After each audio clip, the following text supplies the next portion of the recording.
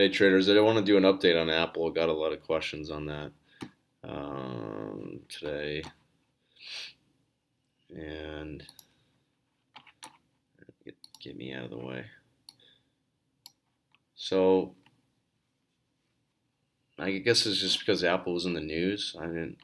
The stock hasn't done anything wrong. This was the old regression channel I had. We'll do a top down here, but let me just extend this to give you a feel for. We're still on a power trend, an uptrend. Nothing's changed. The stock hasn't done anything wrong.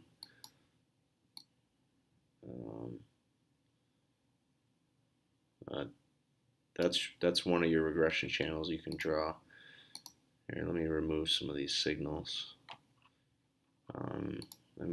We're still core long. This is the last time we were getting really active here is when we came out of this wedge, this real money candle right here, nice pullback, you held the bands, and then it's just off to the races. So you still want to be long term. If you have a wealth building position, a core long term position, whatever you want to categorize it, but you should just be riding this. We're still on the 8 here. You have 1 day down, 3 days up, 2 days down, 4 days up. So much momentum. The Nasdaq's one of the places we've liked the most. Growth is still accelerating.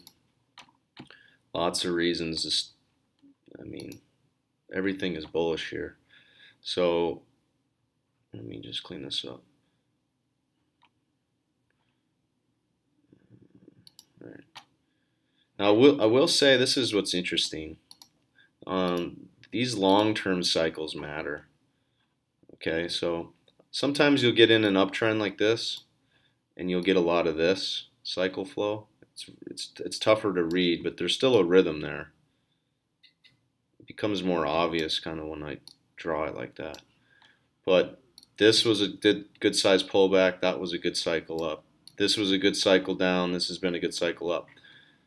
And every time the market sells off, it becomes out of favor in CNBC. Nobody wanted to talk about Apple down here. That's when you wanted to be accumulating a long-term position. All right, taking out those highs right there, that was all bullish. So you need to be aware that the cycle's high. You need to be aware that you are a little bit overbought. But doesn't mean we can't stay there. This is basically 3 years in overbought territory. So you have to use some other techniques. You have to go to the smaller time frames. But that said, the weekly level, you held the 200-day multiple times, all kinds of institutional buying off that average. Everybody has that average. But at this point, it was very clear. And this was your gift, or this was the opportunity. It gave you another chance to get on board before this most recent rally. So, even if you break the 8, guys, a pullback is still healthy. You're going to hold the 30 most likely, the bands. And this would be long term. This is the weekly level. All right, when you go to the daily, the stock, all the wave formation's bullish. Nice, you held pi here, that was nice. You got a gap here, but it's not really that relevant. It's too far away. I like the fact that the daily cycle's up, so to me it means that swing longs are still in play. So I don't see anything that's negative about the stock today. Maybe people are just reading into the news too much. Let's just look at the 4-hour. So the intermediate term picture, still bullish. Your 4-hour cycle's high, so you probably wanted to have been taking some profit yesterday as the cycle was high. The hourly is a little bit more active. 30-minute, still everything is just bullish, guys. You can see pi is rising. I was highlighting today, you held pi down here on the 5-minute chart. So that's where you wanted to be long. A couple of chances to pop it out, sell.